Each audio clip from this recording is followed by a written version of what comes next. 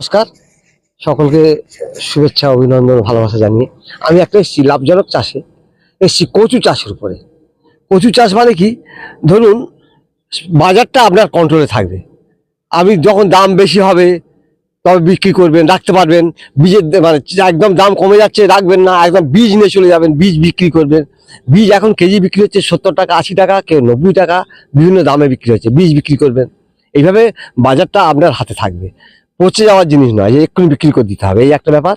আর কুড়ে লোকের চাষ, মানে একবার কষ্ট করে লাগিয়ে দেওয়া, একবার মাঝে ট্রিটমেন্ট করতে পারেন, যারা নাও করতে পারেন, ঘাস হলে একটু দেখা, আর একটু ওই স্প্রে করা দিয়ে একটা স্টিকার দিয়ে, এই ব্যাপার।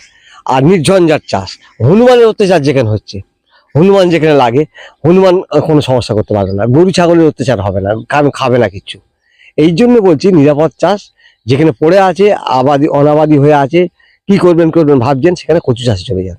আমরা কচু চাষ দুভাবে করেছি, এবং পরপর যেভাবে বুনেছি, মানে এখানে গোবর সার দেওয়া হয়েছে প্রচুর, আমাদের গোবর সার আছে, সেই সঙ্গে কলের ছাই, কালো ছাই দেওয়া হয়েছে মাটির সঙ্গে মিশিয়ে। আর বিঘা সিঙ্গেল এসএসপি বলি আমরা যাকে, সিঙ্গেল সুপার ফসফেট 33 শতকের উপরে 1 বিঘার উপরে 1 বস্তা 50 KG, 20 KG MOP muriate of potash, Lal potash যেটা 20 কেজি দেওয়া হয়েছে, আর ইউরিয়া 10 কেজি। এইটা দিয়ে কিন্তু কচু বসানো হচ্ছে, আপনারাও কিন্তু বসাতে পারেন। এটা একটা লাভজনক চাষ। এইভাবে মাটি একদম রেডি করা হয়েছে। এবার মেশিনের সাহায্যে কচু বুনে যাওয়া হবে, আর সঙ্গে সঙ্গে মাটি ভেলিতে করে চাপা দিয়ে যাওয়া হবে। এই দুটো কাজ একসঙ্গে করা হবে। লেবার দিয়ে করালে লোকসান হবে, তো মানুষ দিয়ে করালে অনেক লোকসান। এবং ফসল তোলা হবে, দেখাবো আমি, আবার সেই মেশিন দিয়ে ফসল তোলা হচ্ছে।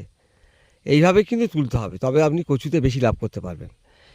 এই গাছের ফাঁকে ফাঁকে, সারির ফাঁকে ফাঁকে আমাদের যে জায়গা পাওয়া গেছে, এখানে কচু বসানো হচ্ছে। বিঘা প্রতি 160 কেজি কচু লাগবে 33 শতকের উপরে, কাঁটায় 8 কেজি। এইভাবে বীজ বুনতে হবে। 9 ইঞ্চি ছাড়া ছাড়া দূরত্ব হবে। আর যারা হাতে বসাবেন, আর সারি থেকে সারি আপনারা 30 ইঞ্চি বা 28 ইঞ্চি করতে পারেন, কারণ পরে ভাটি মারবেন। আমরা কিন্তু ফাইনাল ভাটি মেরে দিয়ে যাচ্ছি, এই জন্য একটু ঘন করে দিয়ে যাচ্ছি।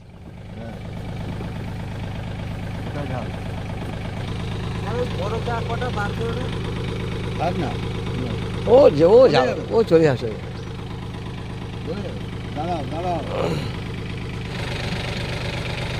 অত স্পিডে নয়, হ্যাঁ স্পিডটা দেখতে দেখতে যাও।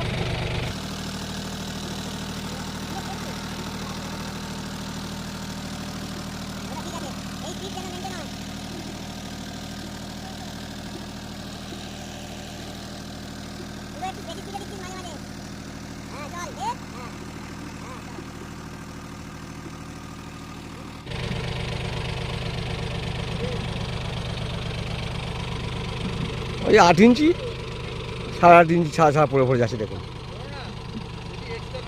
দাগ হয়ে গিয়ে এইভাবে বীজগুলো পড়ে পড়ে যাচ্ছে। এবারে মেশিন দিয়ে মাটি ঢাকা দেওয়া হবে।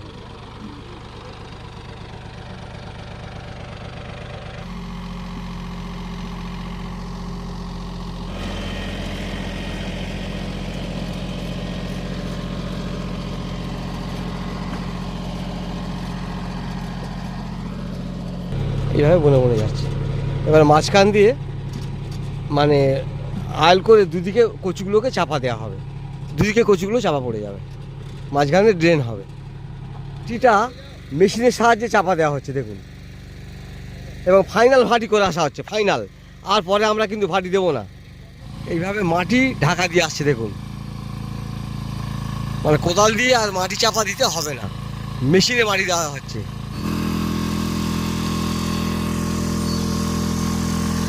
মাটি চাপা দেওয়া হচ্ছে কচুগুলো। ছাই দেখুন, ছাই বেরিয়ে পড়ছে, কালো ছাই। ডান দিক দিয়ে মাটি ঢাকা দেওয়া হচ্ছে, আবার পরে কিন্তু এই বাম দিক দিয়ে এপাশ দিয়ে আবার ওই মেশিন যাবে। দুদিক দিয়ে গিয়ে মাটিটাকে আরও উঁচু করে দেওয়া হবে, হিপ করে দেওয়া হবে।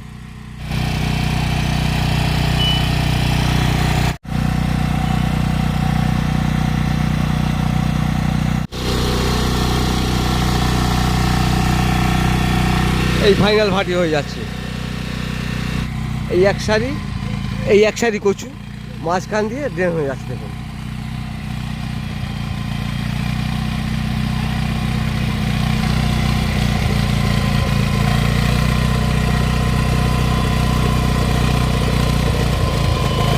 মাঝখানে এই ড্রেনটা তৈরি হয়ে গেল, এখান থেকে জল টল দেওয়া হবে, দুদিকে কচু বসে আছে।